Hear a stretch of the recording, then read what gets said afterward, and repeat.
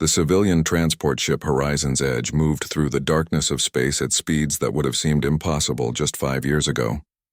Inside the observation deck stood Ambassador Kyle Morrison, with his hands clasped behind his back as he watched the stars streak past the viewport. He was a tall man in his mid-50s with graying hair and the kind of calm demeanor that came from 3 decades in diplomatic service. Beside him stood Lisa Grant, who served as his chief advisor and had been with him through negotiations on 4 different continents back on Earth. She was younger than Kyle by 15 years, but her sharp mind had earned his complete trust.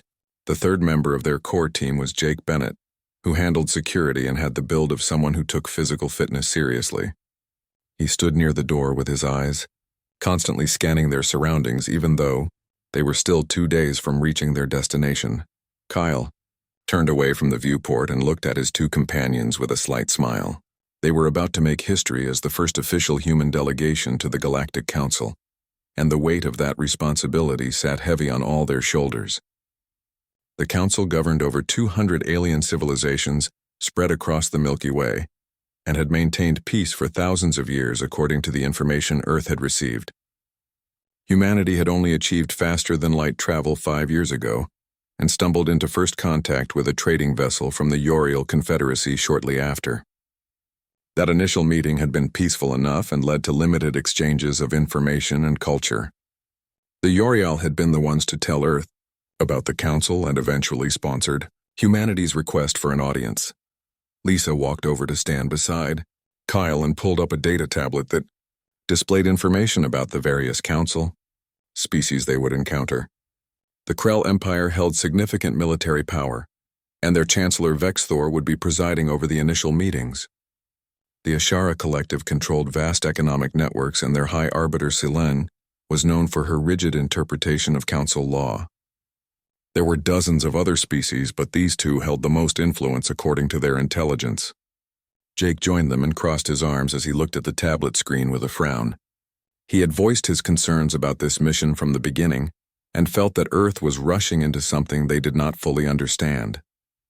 Kyle had listened to those concerns, but ultimately believed that diplomatic engagement was the only path forward for humanity.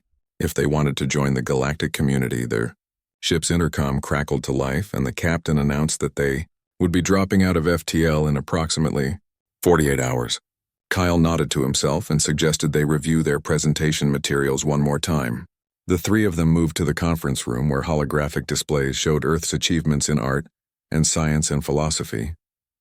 They had carefully selected examples that would demonstrate humanity's capacity for creation and cooperation, rather than the violence that seemed to dominate their historical records.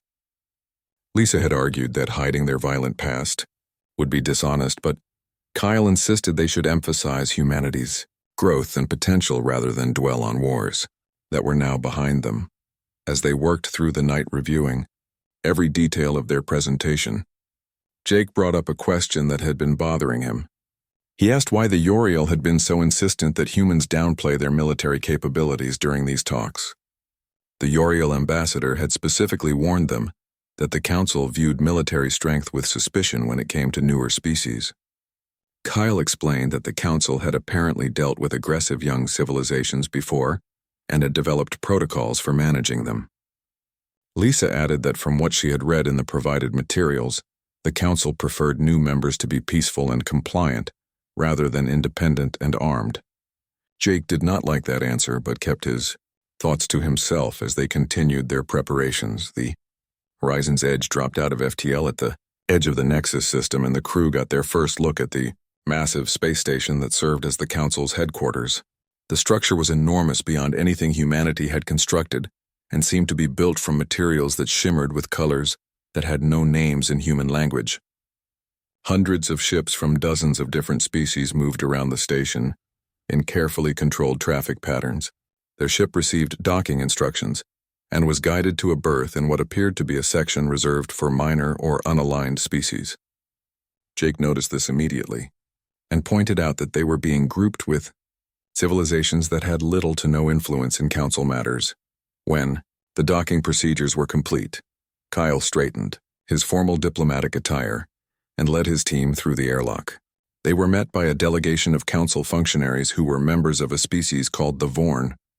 These aliens were thin and gray with large eyes and moved with an almost mechanical precision. The lead Vorn introduced himself with a name that the translation device rendered as something unpronounceable, so Kyle simply nodded respectfully. The Vorn explained in a flat, emotionless voice that the human delegation would be escorted to their assigned quarters and that the initial council session would convene in 6 hours. There was no warmth in the greeting and no attempt at the cultural exchange that Kyle had hoped might break the ice. Their quarters were functional but sparse and located in a section of the station that seemed deliberately isolated from the main diplomatic wings. Lisa immediately began setting up their equipment, while Jake conducted a security sweep of the rooms. He found no listening devices but suspected that more advanced technology might be undetectable to human scanners. Kyle stood at the window looking out at the vast expanse of the station and the ships moving around it. He felt a growing unease about this entire situation, but pushed it down. Humanity needed this opportunity, and he would not let his own anxiety undermine their mission. The 6 hours passed quickly, and soon they were being escorted through corridors filled with aliens of every conceivable shape and size. Some walked on 2 legs, while others floated or skittered or moved in ways that seemed to defy physics. The babel of alien languages filled the air until their translation devices filtered it into comprehensible speech. They arrived at a large chamber with seating arranged in a circular pattern around a central platform. The Vorn guide directed them to seats in an outer ring far from the center, where the most influential species sat. Kyle noticed that the Krell Chancellor occupied a prominent position along with the HFY, arbiter and representatives from what appeared to be the founding council members. When all the delegates were seated, a chime rang through the chamber, and Chancellor Vexthor rose to his feet.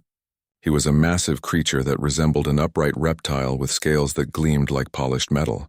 His voice boomed through the chamber as he called the session to order and announced that they would hear the petition from the human delegation.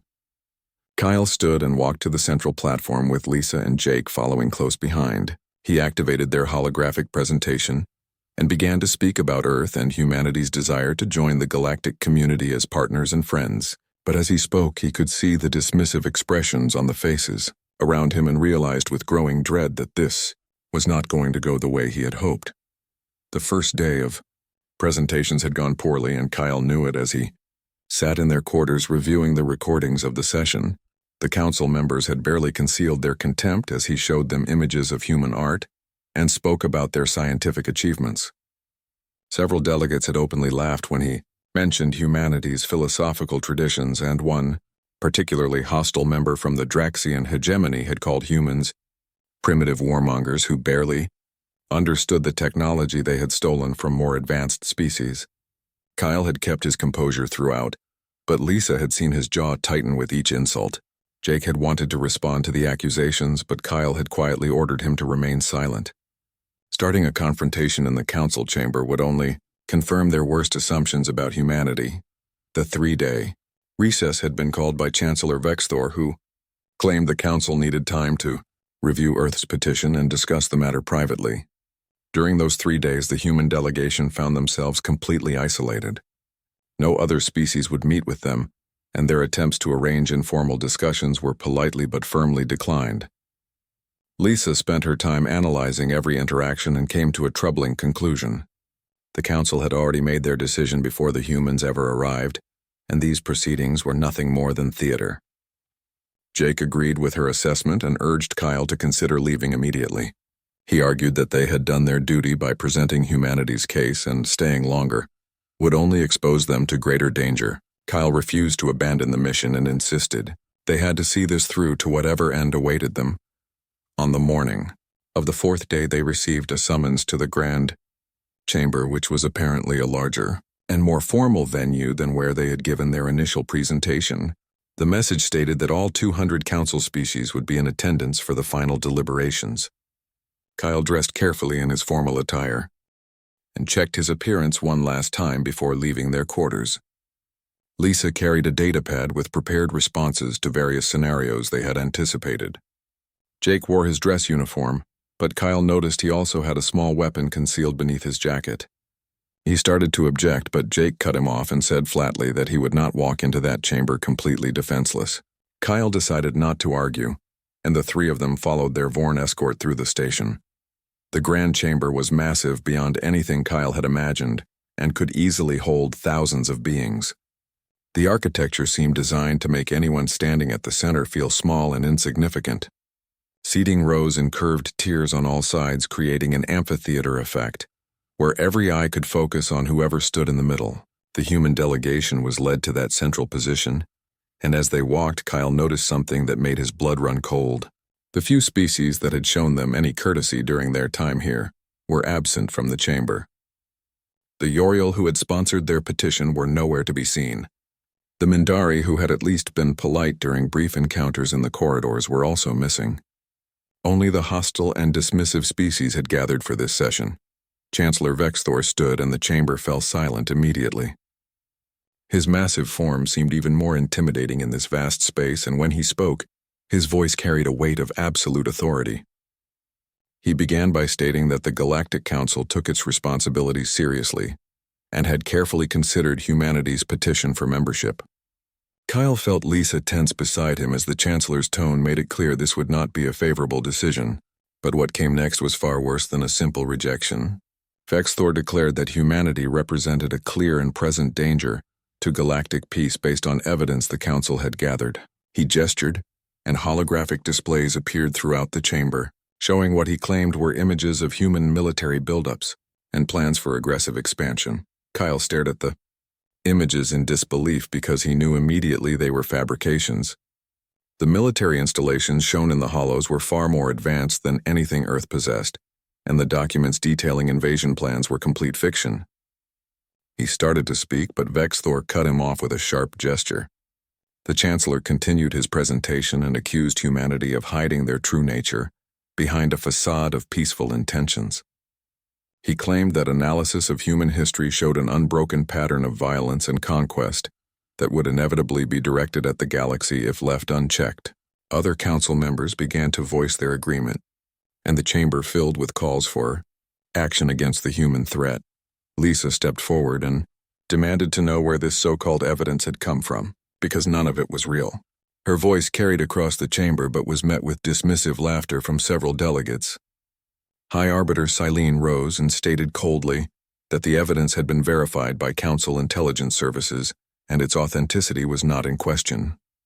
Jake moved closer to Kyle and whispered urgently that they needed to leave immediately, because this entire situation had become dangerous.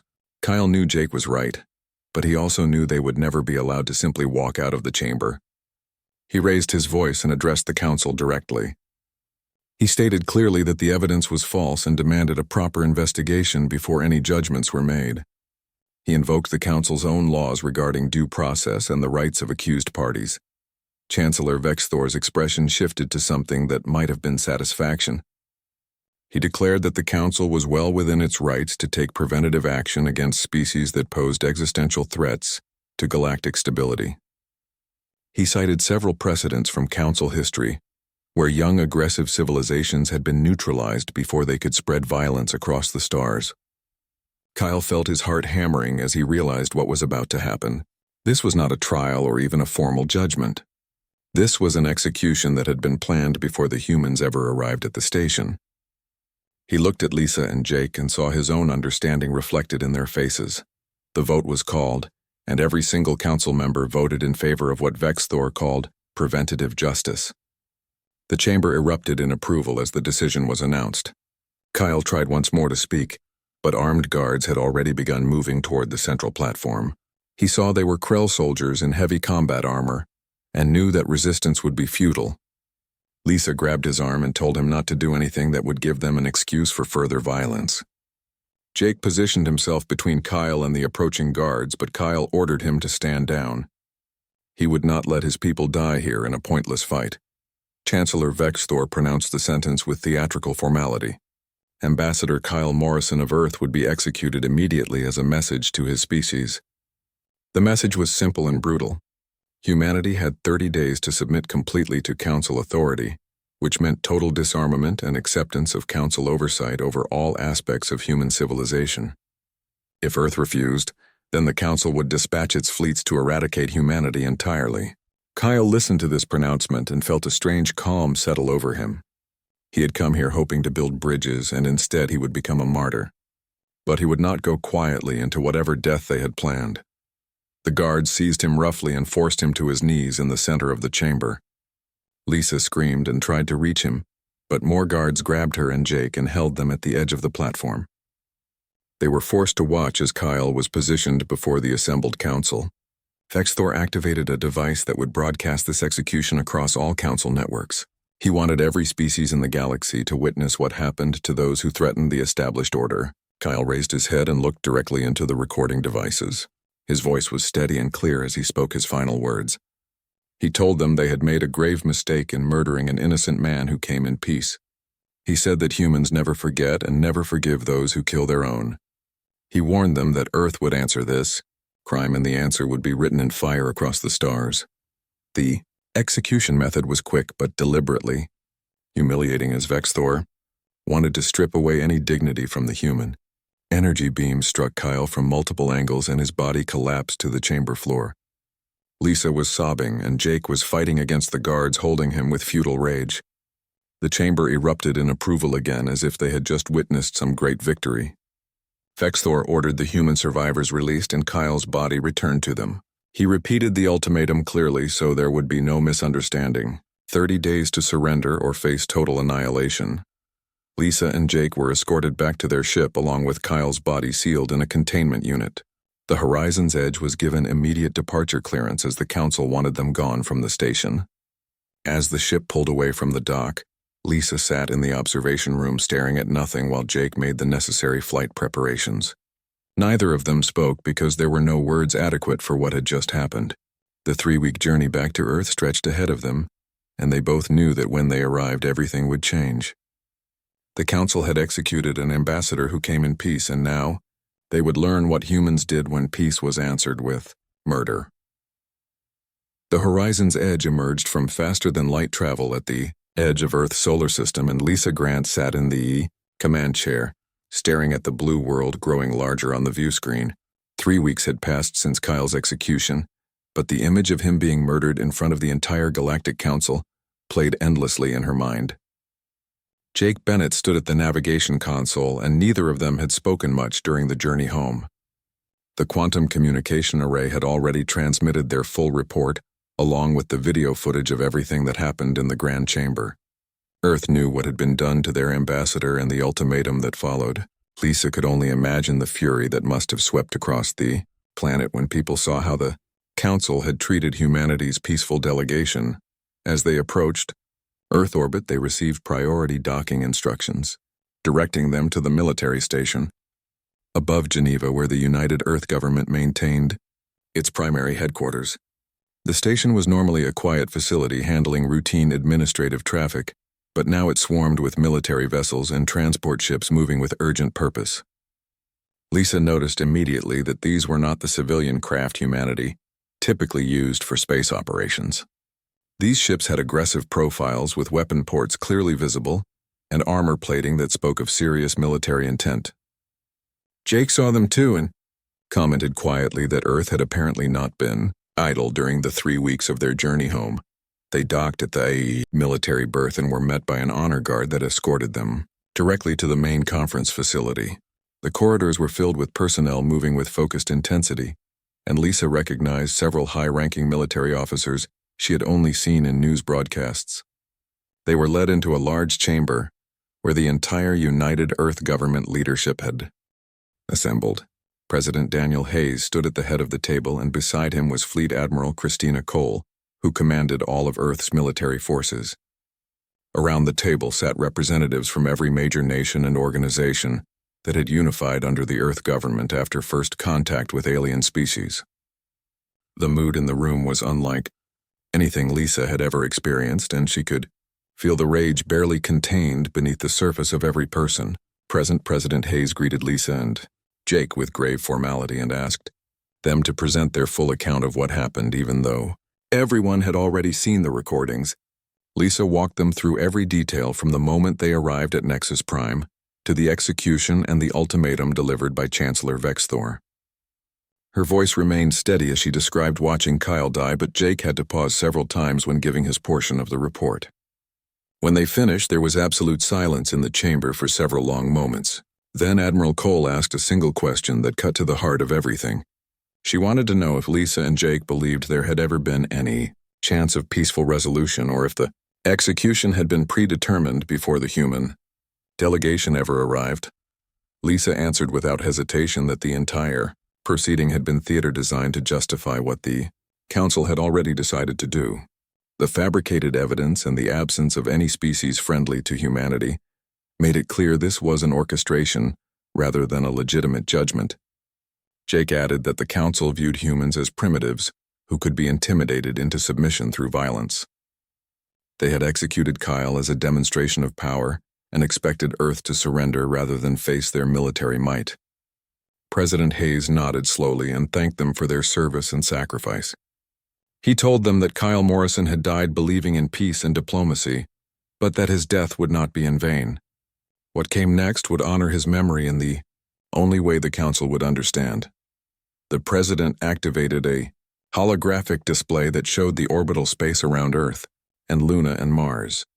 Dozens of previously hidden facilities lit up across the display, and Lisa realized with shock that humanity had been building a military fleet far more extensive than anything the public knew about. Admiral Cole stepped forward and began explaining what she called Protocol Samson, which had been developed years ago as a contingency plan. When humanity first achieved faster-than-light travel and realized they were entering a galaxy full of potentially hostile alien civilizations, the military leadership had advocated for hidden defensive preparations. The civilian government had agreed, but kept the full scope secret to avoid appearing aggressive to alien species they might encounter. The Horizon's Edge and other civilian vessels had been deliberately designed to appear primitive and barely functional. Meanwhile, in hidden shipyards throughout the solar system, Earth had been constructing true warships, using technology far more advanced than what they showed the galaxy. Admiral Cole continued her briefing and explained that human ships incorporated experimental weapons, systems, and propulsion technology that the Council knew nothing about. The civilian FTL drives were crude but functional, and gave the impression that humanity barely understood the science behind faster-than-light travel. The military drives were something else entirely, and could achieve speeds and maneuverability that would shock any Council species. Human weapons were based on principles developed through centuries of warfare on Earth and included kinetic kill systems and nuclear arsenals and directed energy, weapons that had been refined to devastating effectiveness. The Admiral pulled up specifications and battle simulations that showed human warships engaging Council vessels with overwhelming superiority. Lisa watched in amazement as the simulations played out because she had never imagined Earth possessed this kind of military capability. President Hayes took over the briefing and explained the philosophy behind Protocol Samson. The name came from an ancient story about a man who brought down a temple on himself and his enemies when he was betrayed and blinded. If humanity ever faced an existential threat from alien civilizations, then the protocol called for total warfare, with no restraint and no mercy. The goal would not be defense or negotiation, but complete extermination of the threat. Hayes stated flatly that the Council had made themselves that threat when they murdered Kyle Morrison and demanded Earth's surrender. The Council had 23 days left on their ultimatum, but Earth would not wait. The response would begin immediately, and would not stop until the Galactic Council was destroyed. Jake spoke up and asked if the leadership understood that this meant war with over 200 alien civilizations, many of which had been spacefaring for thousands of years. Admiral Cole smiled grimly and replied that the Council's age was their weakness, not their strength. They had grown complacent and arrogant after millennia of unopposed power. Their military forces followed ancient doctrines and honor codes that made them predictable. Their ships were designed for showing force rather than actual combat, because they had not fought a real war in living memory. Humans, by contrast, were the product of a death world where everything from the weather to the wildlife had tried to kill them for millions of years. Human warfare had been refined through countless conflicts into something brutal and effective. The Council species had evolved on peaceful worlds, and their psychology could not comprehend the kind of total war humanity was about to unleash on them. The President called for a vote on activating Protocol Samson and authorizing military operations against the Galactic Council. Every single representative voted in favor without hesitation. Hayes then addressed the room and stated that this decision would define humanity for generations to come. They were choosing to become what the Council had falsely accused them of being. They were choosing violence over diplomacy and extermination over coexistence. But the Council had given them no other choice when they executed an innocent man who came in peace. Kyle Morrison had believed in the best of humanity and the possibility of peaceful relations with alien species. His murder proved that the galaxy was not ready for peace and would only understand force. Earth would give them force beyond anything they imagined possible. Admiral Cole activated the military networks and began issuing orders to fleet commanders throughout the solar system. Warships that had been held in secret reserve began powering up their reactors and running final combat checks. Personnel who had trained for years on the possibility of this moment reported to their stations with grim determination. Lisa watched the organized chaos of military mobilization and felt a strange mix of emotions. Part of her mourned for the peaceful future Kyle had hoped to build, while another part felt savage satisfaction that the Council would finally face consequences for their arrogance. Jake stood beside her and seemed to read her thoughts. He said quietly that Kyle would have hated what was about to happen, but would have understood why it was necessary. President Hayes called Lisa and Jake to a private office after the main briefing concluded. He told them that their service to humanity was not finished and offered them positions in the diplomatic corps that would follow the military fleets. There would need to be communication with those Council species who chose to surrender or seek neutrality, and humans who had seen the Council's treachery firsthand would be invaluable in those negotiations. Lisa accepted immediately because she wanted to see this through to whatever end awaited. Jake hesitated but finally agreed on the condition that he would be armed and authorized to protect any human diplomats from suffering Kyle's fate. The president granted that authority without question. 3 days after the Horizon's Edge returned to Earth, the first wave of human warships departed the solar system bound for Council space. Admiral Cole commanded from the EDS Retribution, which was a massive dreadnought that represented the peak of human military engineering. The fleet consisted of 200 warships, each crewed by personnel who had trained extensively in combat operations. Their first target was Kepler Station, which served as the Council's primary military outpost, guarding the approaches to their core territories. The humans would announce their presence to the galaxy, not with words but with the complete annihilation of that station, and every Council ship defending it. Lisa watched the fleet depart from the observation deck and knew that everything was about to change. The Council had wanted to see human monsters, and now they would get exactly what they asked for. The Earth Defense Fleet dropped out of faster-than-light travel at the edge of the Kepler system with perfect precision in every ship, immediately began accelerating toward the massive military station that orbited the fourth planet. Admiral Christina Cole stood on the bridge of the EDS Retribution and watched the tactical displays update as sensors swept the system. Kepler Station was even larger than intelligence reports had suggested, and bristled with weapon emplacements that could probably destroy a small fleet under normal circumstances. The Council Defense Force consisted of 60 warships from various member species, all positioned in defensive formations around the station. It was an impressive display of military power that would have intimidated most species into retreating. Humans were not most species. Captain Greg Phillips commanded the Vanguard Squadron aboard the EDS Vengeance and received authorization from Admiral Cole to begin the attack. His ship led 20 other destroyers in a high-speed assault run directly toward the Council defensive line. The human vessels accelerated at forces that would have killed most alien crews, but human physiology allowed them to endure punishment that other species could not. Phillips felt the pressure crushing him into his command chair as the Vengeance pushed past 12 gravities of acceleration. His crew endured the same crushing force, but their training and Death World evolution let them remain functional when alien crews would have blacked out or died. The tactical officer called out that Council ships were moving to intercept, but their acceleration was pathetically slow by human standards. The Krell Warmaster, Thunrak, commanded the defense force from his flagship and watched in disbelief as the human ships approached at speeds he had never seen before from vessels that size.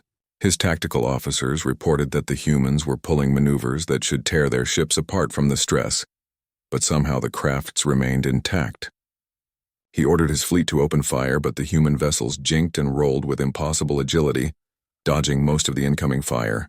The few hits that connected seemed to do minimal damage as human armor proved far more resilient than expected. Thun Rock had commanded fleets for 40 years and fought in a dozen conflicts, but nothing in his experience prepared him for what he was witnessing. The Vengeance closed to effective weapons range, and Captain Phillips ordered all batteries to open fire. Kinetic kill weapons launched solid slugs at relativistic speeds that struck Council ships with devastating force. The projectiles punched through shields and armor like they were paper, and several Council vessels simply disintegrated from the impacts. Human railguns hurled magnetically accelerated projectiles in rapid succession, and each hit caused catastrophic damage. Phillips watched with grim satisfaction as 3 Council destroyers were destroyed in the first 30 seconds of engagement. His tactical officer reported that the enemy was trying to reform their defensive line, but human ships were already inside their formation, sowing chaos. Commander Nina Walsh piloted the EDS Wraith through the battle with deadly precision. Her ship was a stealth destroyer equipped with experimental cloaking systems that made it nearly invisible to Council sensors. She led a squadron of similar vessels that had broken away from the main fleet and circled around to attack Kepler Station from an unexpected angle. The station's defensive systems were focused on the frontal assault and never detected the stealth ships approaching from above. Walsh brought her ship within point-blank range of the station's communication arrays and unleashed a barrage of missiles that tore through the unarmored sections. Secondary explosions rippled across the stations. Surface's critical systems were destroyed. Admiral Cole watched the battle unfold from the Retribution and felt a cold satisfaction at how completely the Council forces were being outmatched. Human tactics incorporated lessons learned from thousands of years of warfare and emphasized speed and aggression and concentrated firepower. The Council ships fought with rigid formations and predictable maneuvers that made them easy targets.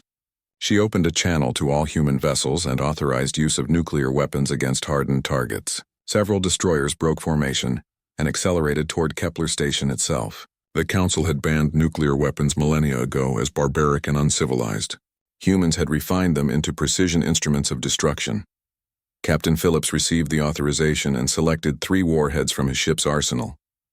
The Vengeance had taken heavy damage from Council fire, and his engineering officer reported critical failures in multiple systems. Phillips made a decision that he knew would cost him his life, but would ensure the mission's success. He ordered his crew to evacuate in escape pods and set the ship on a collision course with Kepler Station's main reactor complex. His executive officer refused the evacuation order and stated that the bridge crew would stay with their captain. Phillips did not have time to argue and focused on guiding his dying ship toward the target. The Vengeance shed armor plating and vented atmosphere as it pushed through the defensive fire, but Phillips kept it on course through sheer force of will. Thun Rock saw the human destroyer coming and realized, with horror, what the captain intended to do. He ordered all weapons to focus on that single ship, but the humans had already accepted their deaths and nothing would stop them. The Vengeance slammed into Kepler Station's reactor section at full acceleration, and the nuclear warheads detonated simultaneously. The explosion was visible across the entire system as a miniature sun briefly flared into existence. When the light faded, Kepler Station had a massive hole torn through its core and was breaking apart from structural failure. Captain Greg Phillips and his bridge crew had died instantly, but their sacrifice had crippled the Council's primary military installation in this sector. Commander Walsh saw the explosion and felt a moment of grief for the crew of the Vengeance before returning her attention to the mission. Her stealth squadron had successfully infiltrated the station's computer networks and uploaded a viral program that seized control of Council communication systems.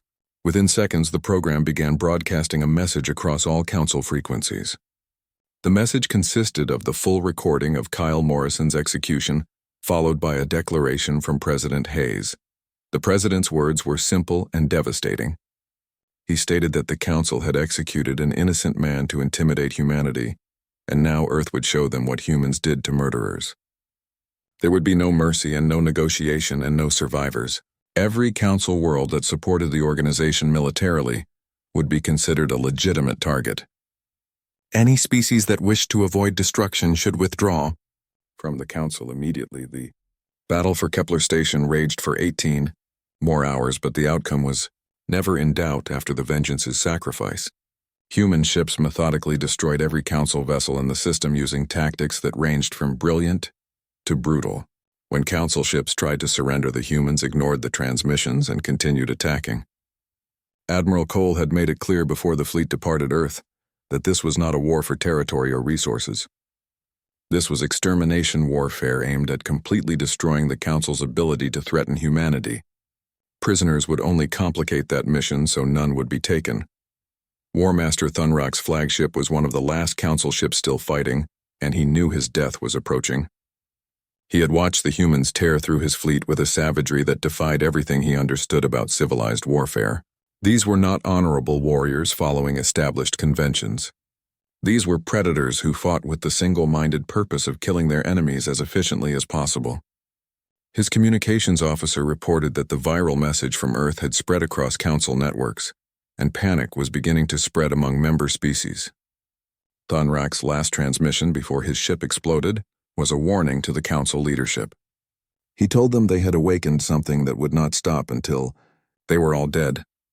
Admiral Cole surveyed the wreckage, floating in space around the shattered remains of Kepler Station, and felt no satisfaction in the victory. This was not glorious combat, but necessary slaughter, and she knew many more battles like this lay ahead. Her tactical officer reported that human casualties totaled 3 ships destroyed and 7 damaged beyond immediate repair. Council casualties were total, with all 60 defending ships destroyed and Kepler Station reduced to drifting debris. The mathematics of the engagement spoke to the gulf between human warfare and Council military doctrine. She opened a channel to the fleet and ordered all vessels to proceed to the next target on their list. There were dozens of Council military installations between here and Nexus Prime, and every single one would be destroyed before the human fleet arrived at the Council's headquarters. Lisa Grant watched the battle recordings from her quarters aboard the diplomatic vessel that followed the main fleet, and felt sick at the scale of destruction. She had wanted the Council to pay for Kyle's murder, but seeing it happen in such brutal detail was different from imagining it. Jake sat beside her and pointed out that the Council had chosen this path when they executed an ambassador who came in peace. Every alien who died in this war had supported or enabled the system that murdered Kyle. Lisa knew he was right, but it did not make watching it any easier. She thought about Kyle and what he would say if he could see what his death had unleashed. Part of her believed he would be horrified, but another part thought he might understand that sometimes peace could only be built on the ashes of those who refused to respect it. The human fleet regrouped after the battle and began moving deeper into Council space. Behind them, Kepler Station continued breaking apart, and the debris field would serve as a monument to humanity's response to the Council's arrogance. Across the galaxy, the viral message continued spreading, and member species began receiving reports of the total destruction of one of the Council's most fortified positions. Fear spread like wildfire as civilizations realized that these mans were not like any species they had encountered before. These were Deathworlders who had evolved in an environment that taught them violence and survival, and now they were bringing those lessons to the wider galaxy. The Council had wanted to make an example of humanity, but instead they had created an example of what happened when you murdered the wrong species ambassador. The war had truly begun, and nothing in the galaxy would ever be the same again. The war spread across the galaxy over the following months, like a fire consuming everything in its path, and humanity showed no signs of slowing their advance. Admiral Christina Cole commanded the Earth Defense Fleet as they struck at every Council military installation between Kepler Station and the core worlds. Each battle followed the same pattern, with human forces overwhelming Council defenses through superior tactics and weapons and sheer willingness to accept casualties that would make other species surrender. The Council tried to rally their member civilizations and coordinate defensive operations, but panic and confusion undermined every effort. Dozens of species began withdrawing from the Council and declaring neutrality in hopes that humanity would spare their worlds. Some even provided intelligence about Council military positions and supply lines, hoping to buy mercy from the advancing human fleets. Commander Nina Walsh led black operations teams that struck behind enemy lines, conducting sabotage missions and assassinations that spread terror through Council leadership. Her teams infiltrated Council facilities using stealth technology and human adaptability to environments that would kill most alien species. They destroyed supply depots and communications hubs and weapons factories with ruthless efficiency. Walsh personally led a mission to assassinate 3 high-ranking Council military commanders on their homeworlds. The operations were conducted with surgical precision, and each target died never knowing humans had been on their planet. The message was clear to anyone paying attention. Humanity could reach anyone anywhere, and no amount of security would protect Council leadership from human retribution. The psychological warfare proved as effective as the military campaigns because humans understood fear in ways the Council species did not. Earth broadcast recordings of every battle across all frequencies showing the complete destruction of Council forces. President Daniel Hayes made regular addresses that were transmitted throughout the galaxy. His words were simple and uncompromising. He stated that the Council had murdered Kyle Morrison and demanded Earth's surrender. And now humanity would accept nothing less than the complete dissolution of the Council and the execution of its leadership. Any world that continued supporting the Council militarily would be considered an enemy. Any species that withdrew and remained neutral would be spared. But those who stood with the murderers would share their fate. Chancellor Vexthor sat in the Council chambers on Nexus Prime and watched his empire crumbling around him. The Krell had been the dominant military power in the Council for centuries, but their fleets were being systematically destroyed by human forces. His military advisors reported that every engagement resulted in catastrophic losses, while human casualties remained surprisingly light. The humans fought with tactics that seemed suicidal, but somehow worked because of their superior technology and ability to endure physical punishment. Vexthor had expected the humans to sue for peace after losing a few battles, but instead they pushed deeper into Council space with growing momentum. High Arbiter Silene attended the emergency sessions and argued that the Council should negotiate before more worlds were destroyed. Vexthor refused because admitting they had been wrong about humanity would undermine the entire foundation of Council authority. The fracturing of the Council accelerated as member species realized the cost of Vexthor's pride. The Yoriol Confederacy that had originally sponsored humanity's petition officially withdrew from the Council and transmitted a message to Earth. They apologized for not standing with the human delegation during the proceedings and offered to provide intelligence about Council defenses. The Mindari followed, and then dozens of other species who recognized that continuing this war would only result in their own destruction. Within 6 months of the war's beginning, over half the Council membership had withdrawn, leaving only the core founding species and their most loyal allies. The Council that had governed the galaxy for millennia was collapsing under the weight of its own arrogance. Admiral Cole received reports from intelligence services that morale among remaining Council forces had reached critical lows. Entire fleets were surrendering without firing a shot when human vessels appeared in their systems. Some Council species were experiencing internal rebellions as their populations demanded withdrawal from the war. The Admiral convened a meeting with her senior commanders to plan the final phase of operations. The objective was clear and had been from the beginning. They would assault Nexus Prime itself and capture or kill the Council leadership.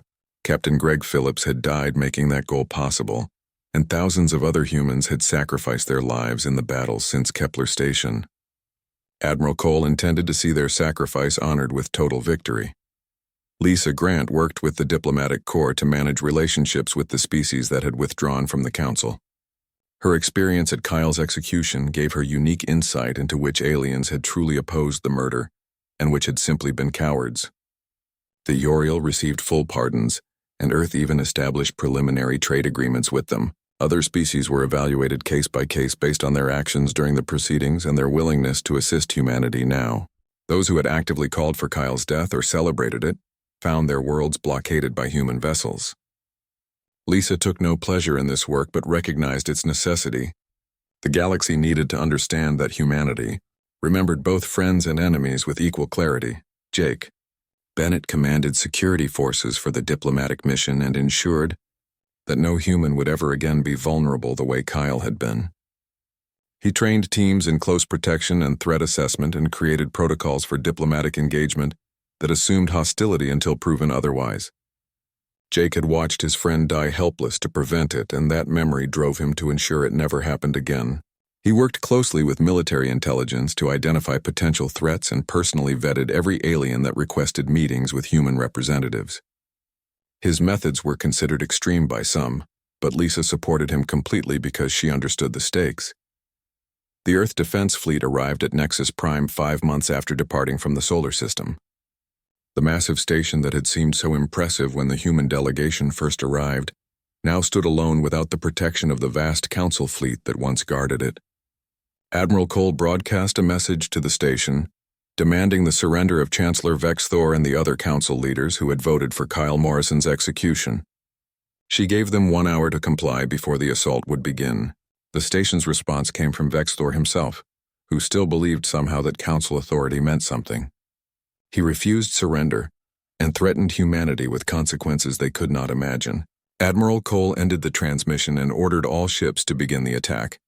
The battle for Nexus Prime lasted 3 days and became the bloodiest engagement of the entire war.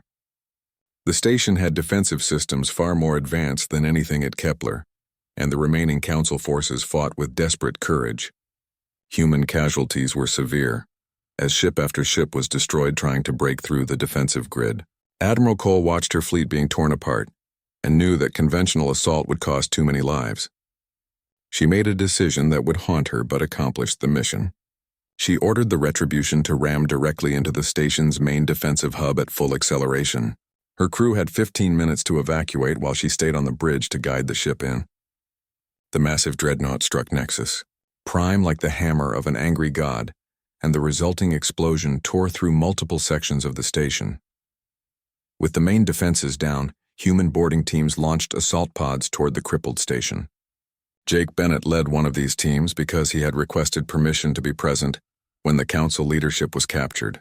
The fighting inside the station was brutal and close quarters as council security forces tried to protect their leaders. Humans pushed through the corridors accepting casualties that would have broken any other species. Jake's team reached the Grand Chamber where Kyle had been executed and found Vex Thor with a small group of guards making their final stand. The battle was short and savage, and when it ended, Vex Thor was the only alien left alive. Jake stood over the Chancellor with his weapon aimed at the alien's head and wanted desperately to pull the trigger. But orders were clear.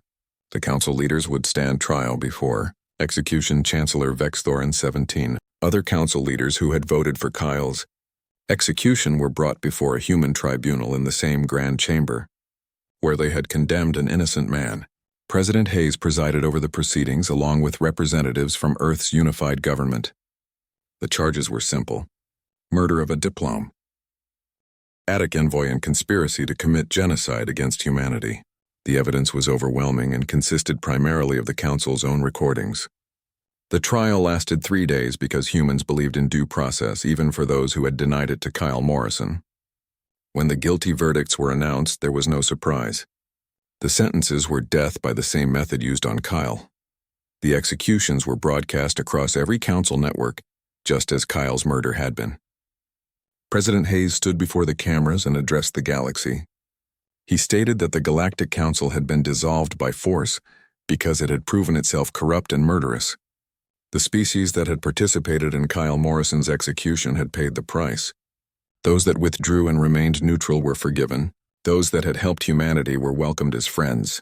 A new order would emerge from the ashes of the old based on mutual respect and sovereign equality. Earth did not seek to rule the galaxy, but made it absolutely clear that humanity would never again tolerate threats or violence against their people.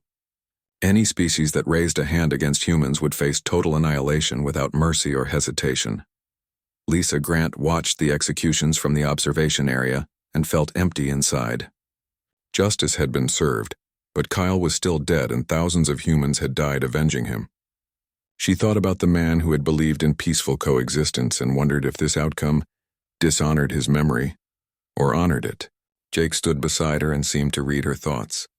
He said quietly that Kyle had died believing in diplomacy, but the galaxy had proven itself unworthy of that belief. Sometimes peace could only be built on the bodies of those who refused to respect it. Lisa wanted to argue but could not find the words, because she knew deep down that he was right. The war officially ended 6 months after it. began with the execution of the Council leadership and the dissolution of their government. Humanity established a memorial station at the site where Nexus Prime had been and named it Morrison Station in honor of the man whose murder had changed everything. The station served as a reminder to the galaxy of what happened when you answered peace with violence. Earth began the slow process of establishing diplomatic relations with the surviving species based on principles of equality and mutual respect. Some civilizations welcomed humanity, while others remained fearful of the Death Worlders who had destroyed the most powerful organization in galactic history. President Hayes made it clear that the choice was theirs. Humanity wanted friends but would settle for fearful neighbors if friendship proved impossible. Lisa Grant returned to Earth after 2 years in the diplomatic service that followed the fleet. She visited Kyle Morrison's family and delivered his personal effects along with a letter from President Hayes honoring his sacrifice. Kyle's daughter was 10 years old and asked Lisa if her father's death had been worth it. Lisa looked at the child and struggled to find an honest answer. She finally said that Kyle had died believing in the best of humanity, and his death had shown the galaxy both the best and worst of what humans could be. Whether that was worth the cost would be for future generations to decide. The girl seemed to understand and thanked Lisa for bringing her father home. Jake Bennett stayed in the security forces and spent the next decade training human diplomats and protection teams. He never forgot watching Kyle die and never forgave himself for being helpless to prevent it. His protocols became standard for all human diplomatic missions and ensured that ambassadors would never again be vulnerable to alien treachery. He eventually retired and wrote a memoir about the war that became required reading at Earth's Diplomatic Academy. The final chapter was titled simply, Remember, Morrison, and served as a warning to both humans and aliens about the consequences of murdering ambassadors who came in peace. The galaxy learned to live with humanity as a major power, and the fear eventually faded into wary respect. New alliances formed and trade flourished, and the dream of peaceful coexistence that Kyle Morrison had believed in slowly became reality. But every species understood that humanity's capacity for violence remained just beneath the surface, waiting to emerge if threatened.